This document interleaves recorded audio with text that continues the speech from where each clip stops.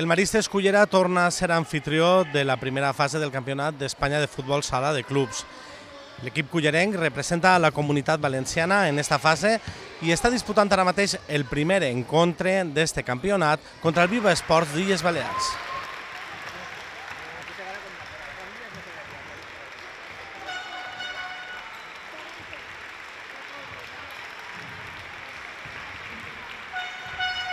La competició comença ahir de vesprada i es tancarà demà de matí.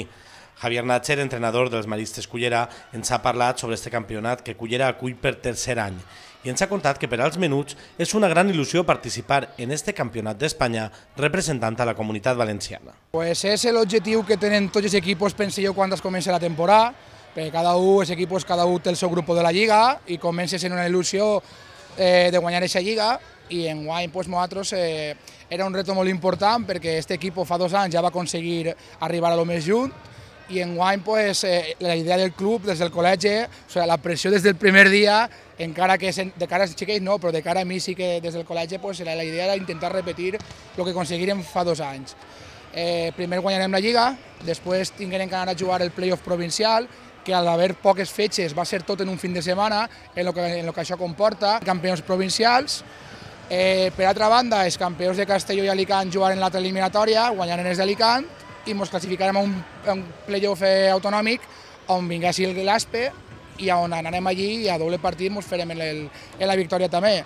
Entonces, poquet a poquet hem anat complint objectius i hem arribat a lo més alt, al Campionat d'Espanya. Els 2 rivals que són inaccessibles per a qualsevol de nosaltres no els tenim i res, i ens tocarà luchar contra 2 equipos que són com nosaltres.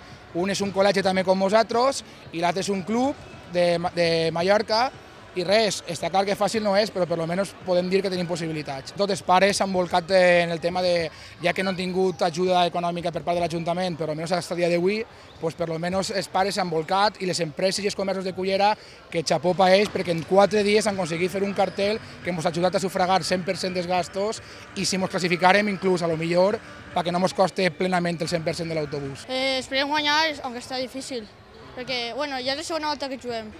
Esperem guanyar.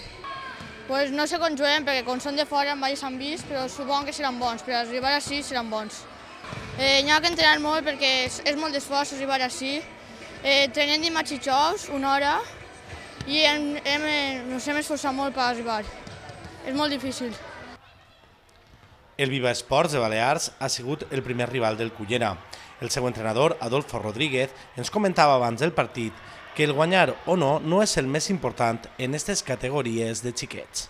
Bueno, no sé si un mayor esfuerzo, simplemente para los niños una ilusión, parte de lo que es su formación, dentro de lo que es un deporte como el fútbol, que arrastra, en este caso el fútbol sala, que arrastra muchos niños, y su idea es simplemente la ilusión de participar y pasarlo bien. Esto es el principal objetivo, y que ellos se formen, vayan aprendiendo de este tipo de experiencias, no hay otra. Bueno, nosotros daremos nuestro mejor esfuerzo por obtener un buen resultado. Ganar, yo tengo la teoría, nosotros manejamos una filosofía que ganar en estas categorías es un objetivo de mediocres. Cuando digo que si es el único objetivo, estamos equivocándonos. Queremos ganar, pero damos prioridad a otros aspectos. Vamos a tratar de ver si mis niños, o mi equipo, o nuestro equipo, hace el mayor esfuerzo por obtener un resultado y el rival le gana, pues hay que aplaudir al rival. Es así de sencillo, esto no hay otra. Este primer partit del divendres acaba amb victòria dels mallorquins per 1-2.